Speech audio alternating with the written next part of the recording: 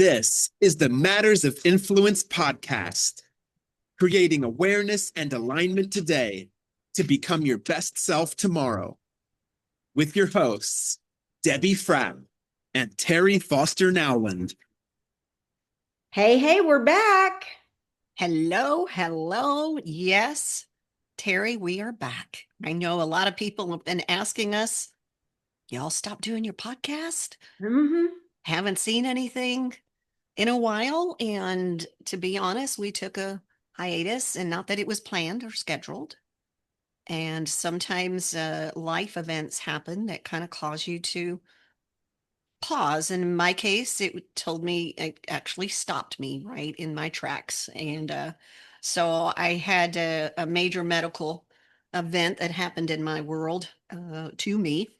And July 16th of 2024, I'm not really good with dates, but boy, do I remember that date. Mm-hmm. And major medical event that took me over a year to fully recover from. And thank goodness I feel healthier and feel better than I probably did before the event. And, I was telling somebody the other day that sometimes in life, I always say that, sometimes when God wants to get my attention, he just kind of throws a pebble at me. And I have a bad habit of just swatting it away. And then he says, okay, well, here's a rock. And I just swat that away too.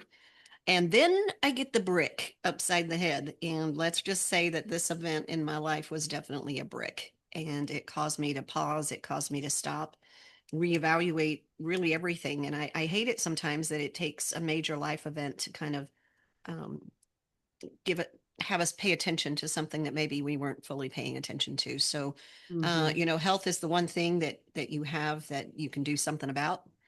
And yeah, so that kind of happened. But we did something kind of fun during that hiatus. And yeah, what do you think, Terrie? We did. We did something fun, and we did something fun and then got it done, and something that came out of training and teaching and coaching and all of our former podcasts, by the Yeah, way, that's right. led into this.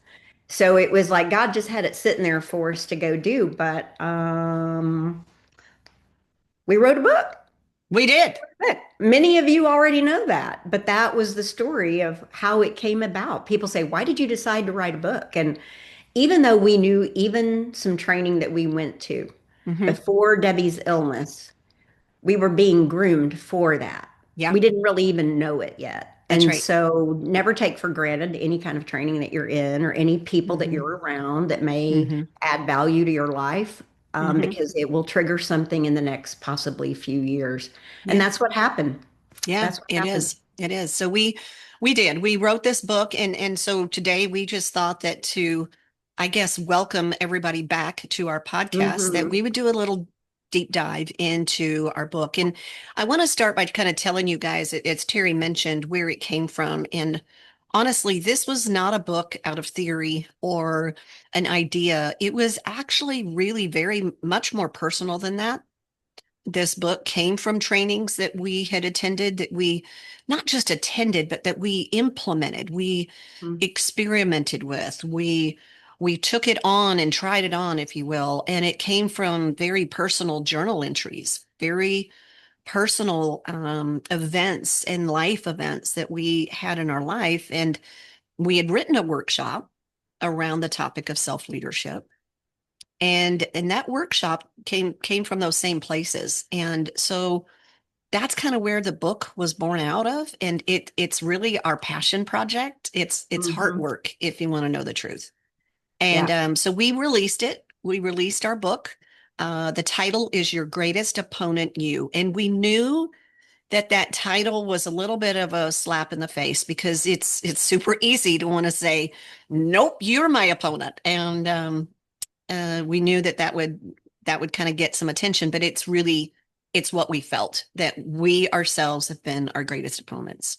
Yeah. We use that phrase a lot. We get in our own way, Hmm. and then we don't do anything about it. We Right. acknowledge we get in our own way, but then we kind of let that phrase be a part of our identity, actually. Oh, it's Yeah. just how I am. And then Right. we take that on as our identity.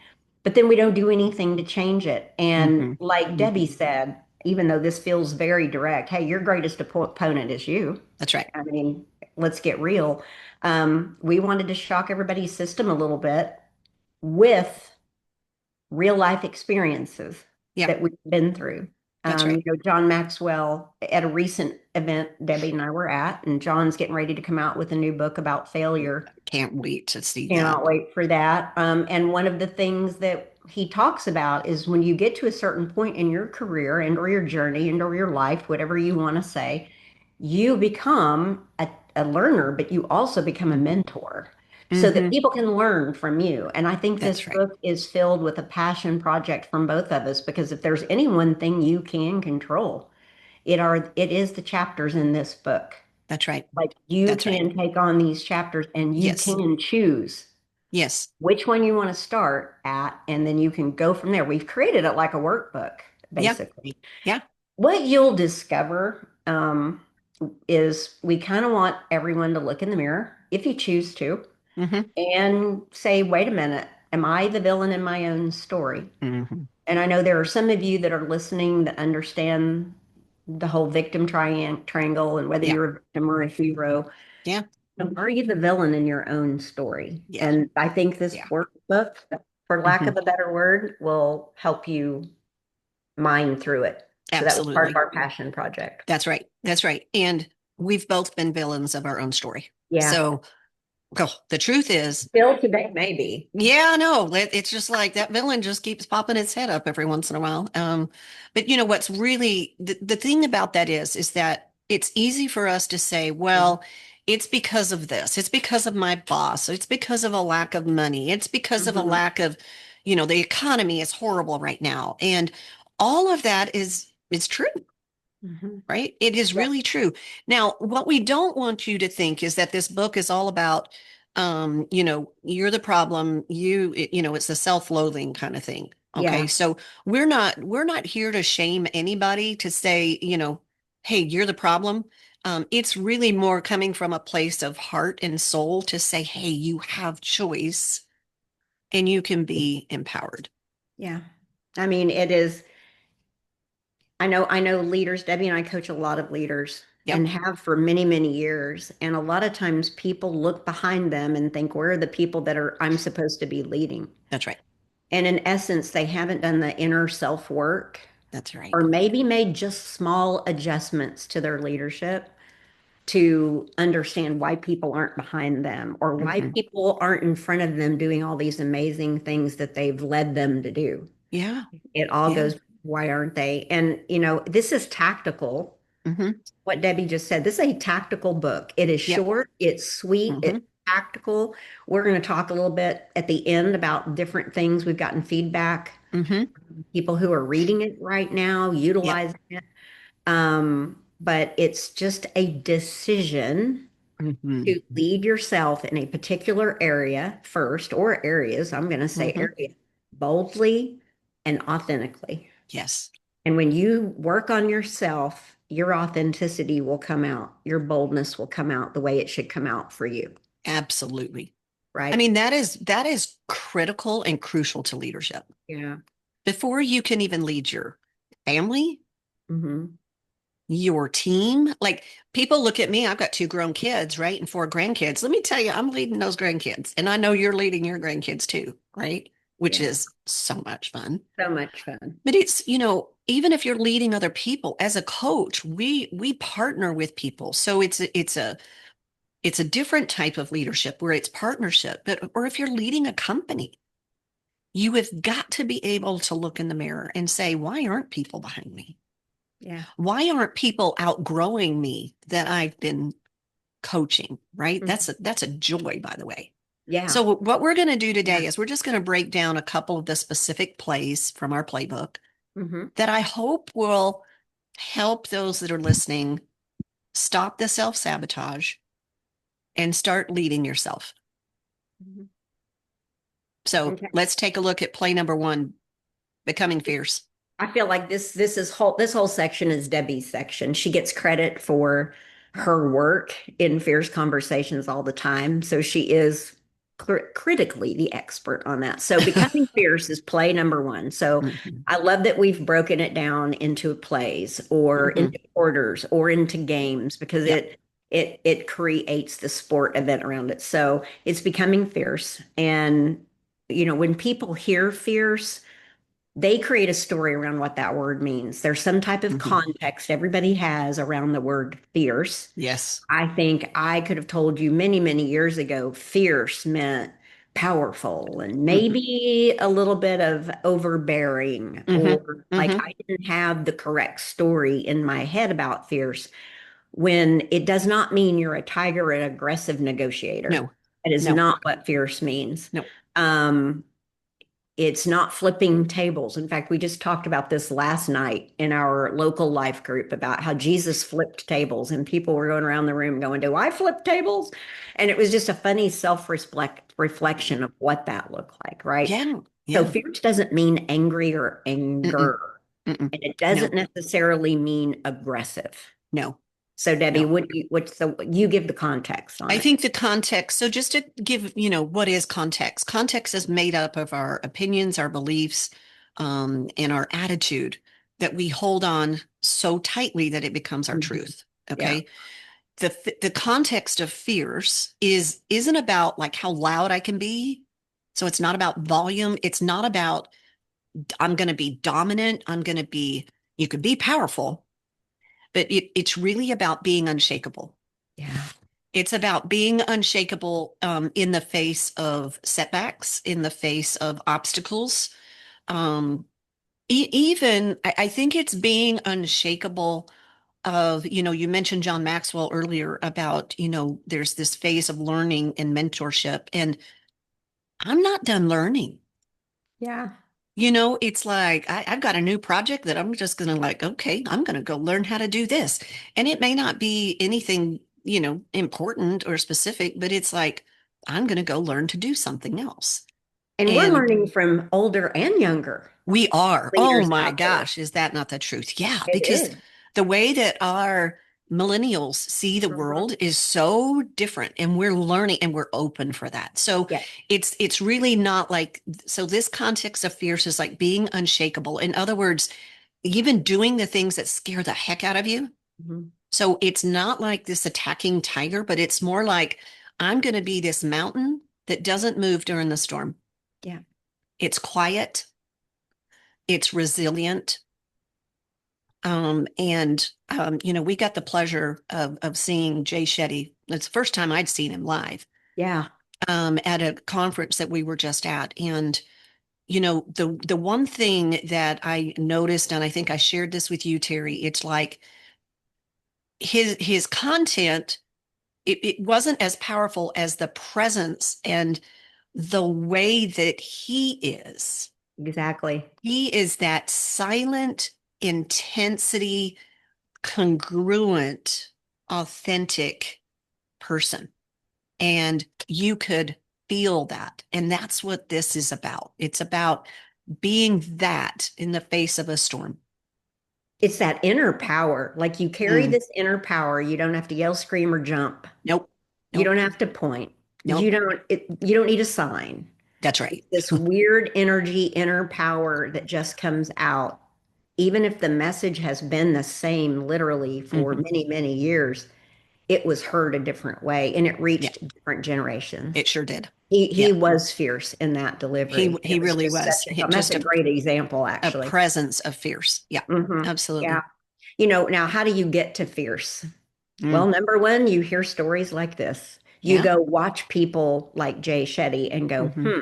what's Yeah, different about what he does? that's right. What is he doing to attract the next generation of leaders Hmm. as well Hmm. as us, right? Hmm. Which is a passion of mine. And the other thing you do is you've got to break out of your victim cycle. You've got Yes. to break out of victim mode. I do hear people a lot, Debbie. We've talked about this before. We throw around the victim word Hmm. and we just Hmm. say, oh, well, they're a victim. Right. Okay, well, are they really? Yeah. Like, why are we throwing that word around? And victim is internal, Hmm. right? Victim Hmm. is how it's a loop that goes around internally constantly. And so much so you start externalizing it Yeah. and it comes out. right? It's there. And sometimes you react in a victim mode to protect your ego. That's exactly It right. looks defensive or it Yep. looks reactive, maybe, Mm-hmm. right? Mm-hmm. That's maybe another word to use. Mm-hmm. It and even victim mode could sound professional, but it's really not. Sometimes, Debbie, you gave a great example about saying, I'm just too busy. I'm just Uh-huh. too busy. That's right. Well, is that true? Mm-hmm. Maybe. Mm-hmm. I think a coach would help you break through that belief Mm-hmm. of whether or not you're too busy or not. Are you really? Mm-hmm. And Mm-hmm. we have to give Gary Keller credit for that in our world for always saying you have the same amount of hours in every day as anybody else. It's what you're doing with it, right? That's exactly But the right. too Yep. busy response could be a trap. Mm-hmm. So look for things you're saying out loud, making excuses for yourself. It goes back to what I said becomes your identity. If you use that too much, Yeah. in this example, too busy becomes the identity you own. That's right. And now you're a victim to that, That's right. even if you don't realize it. Yep. So you got to So be fierce to uncover that. no, you really do. And I think a big part of that is ask yourself, if you're in this cycle, okay, and by the way, we all visit the cycle, okay? Oh, We yeah. all we all visit it from time to Oh, time. yeah. But the question becomes, is being in your victim cycle getting you what you say you want?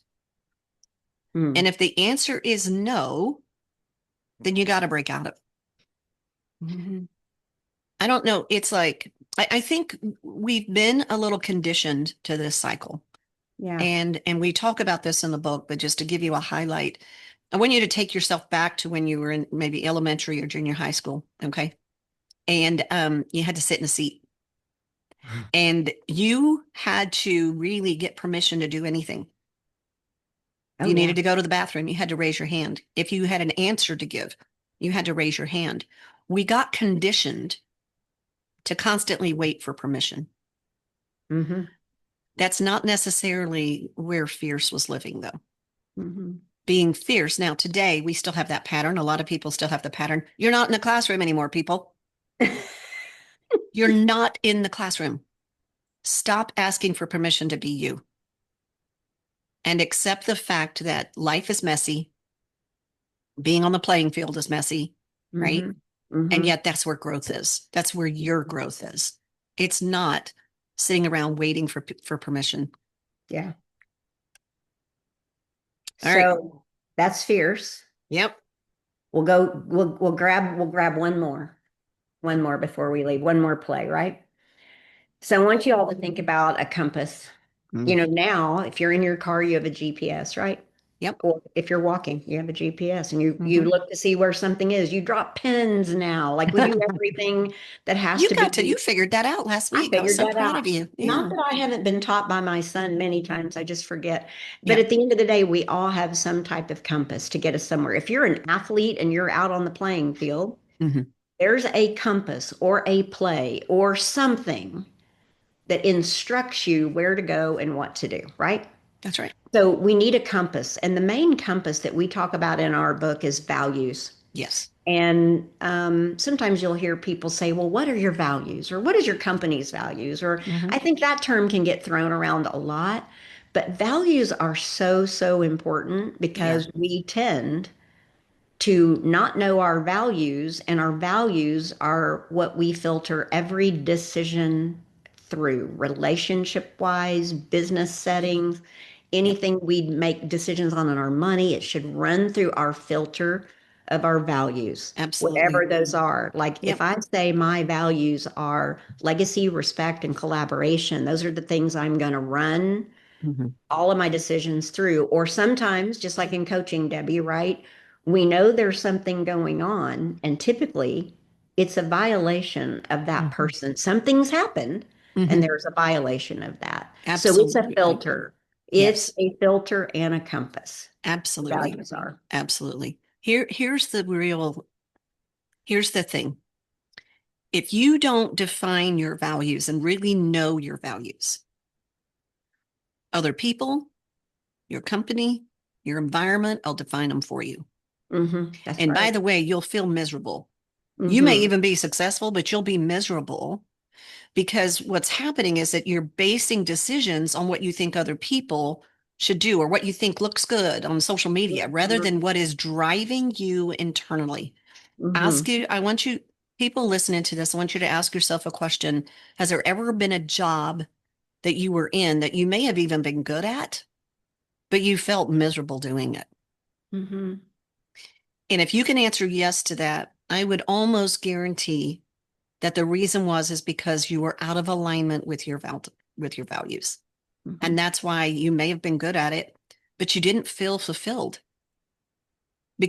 so it's so important for you to know your values or other people are just going to define them for you or your environment will define them. And then you're going to go through life wondering, why did I say yes to that? Because your Exactly. filters is what allows you to know, what do I say yes to? What do I say no to? It's funny you say that about a job because if you get up every day and you dread going to work, if you get up every day and go, man, like you said, I'm high on the success ladder, I'm hitting all the goals, but I'm miserable when I get home. I'm miserable with my family.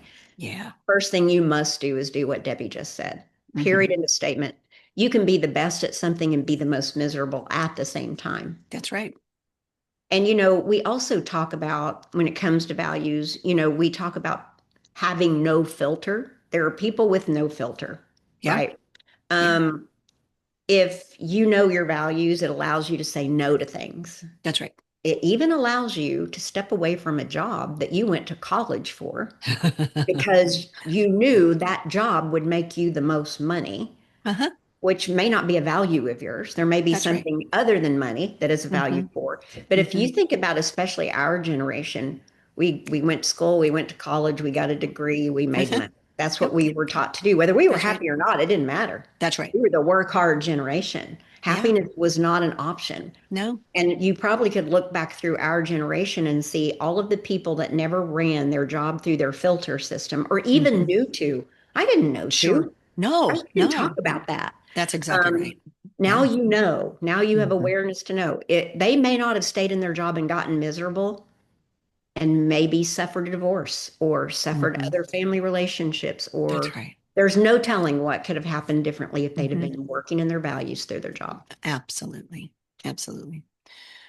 So we've covered two plays, and we're going to save a couple of other plays for another podcast. All right. But here's the thing I want you guys to understand that this journey that we're talking about, it is a journey. It is not a destination. I can tell you that the things that we're talking about today, we still struggle with at times. Mm-hmm. We are still learning and growing with at times. Okay. And I want you to understand that the reason why we wrote this book and this journey that you're on is not about fixing you because you're not broken. Yeah. You're not broken. We just want you to wake up a little bit Mm-hmm. because the most influential leader in your life, you look in the mirror and see them every single morning. It's you. Yeah. It's you. Yeah, And then you have to remember whether you think you're influencing people or not, you are. you are. And that That's person exactly in the right. mirror, that person in the mirror is either influencing people in a positive way or a not so Hmm. positive way. That's right. Or maybe that person in the mirror just hasn't even realized their potential yet. Yeah. And by you reaching your potential by being 1 point better, Yeah, influences so many other people around you. absolutely. So Yeah, don't forget you have influence no matter how you feel. that's right. You have And it. it is not about being perfect. No, There is no perfect, there is no, boy, that's some good English, isn't it? there There is. are no perfect people. You know what? And even though all the channels out there show us Mhm. there's a lot of perfect people out there, you are now starting to see even the more imperfect people because of the Yeah. rawness that you see on social. Yeah.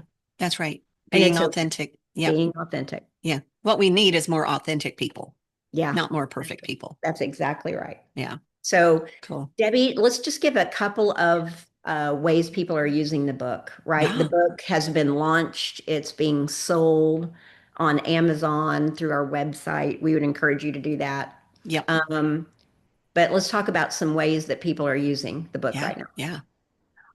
You mentioned earlier it's a short read and it's a simple Mhm. read. Yep. And if you choose to take the journey and begin to apply and be better at your self-leadership. Again, you won't be perfect. Some people have really been digesting it. Like they said, I read it.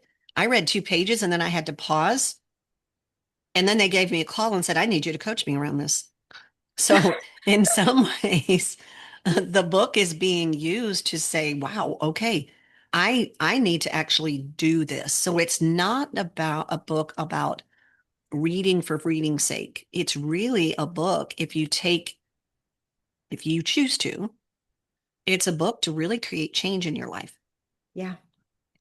I had somebody say, this is kind of like an encyclopedia. And I said, well, tell me more. And they said, well, I looked through the table of contents and went, I'm going to go to the discipline section first. Mm-hmm. Mm-hmm. And they just read the discipline section, Yeah. right? Yeah. And they said, I got some thinking to do. Yeah.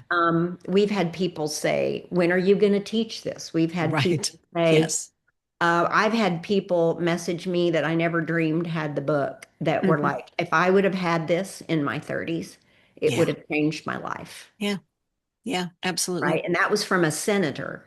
Yeah. And, you That's pretty know, cool. yeah, pretty cool. Had no idea he had the book. Yeah. Yeah.